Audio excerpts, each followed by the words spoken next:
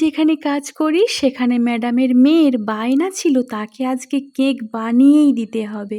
সেই জন্য নিয়ে নিয়েছিলাম রিফাইন তেল, চিনি আর নিয়ে নিয়েছিলাম ১ কাপ ময়দা, 1/2 কাপ সুজি, বেকিং পাউডার ১ চামচ, বেকিং সোডা 1/2 চামচ। আগে থেকে গুলিয়ে রেখেছিলাম আমুল দুধ, সেটা দিয়ে দিলাম, ঠান্ডা করে অবশ্যই দিতে হবে। তারপরে নিয়ে নিলাম তাল। আজকে কিন্তু তালের কেক বানাবো ফার্স্ট টাইম, চলো দেখা যাক কেমন হয়। আর নিয়ে নেব লবণ আর অল্প ভিনিগার। তো লবণ না দিলে কেকের টেস্ট পাওয়া যাবে না, তো অবশ্যই লবণ দেবে। আর দেখো, আগে থেকেই বাটিতে আমি তেল ব্রাশ করে রেখেছিলাম, তারপরে ব্যাটারটা আমি ঢেলে দিচ্ছি। ঠিক কিন্তু এই রকমই ব্যাটারটা মানে হবে, নয় পাতলা নয় মোটা। আর ভালো করে ঠুকে নিতে হবে। তারপরে একটা কড়াইতে আমি লবণ দিয়ে দিয়েছি, একটা স্ট্যান্ড বসিয়ে দিয়েছি আর বাটিটা বসিয়ে দিয়েছি।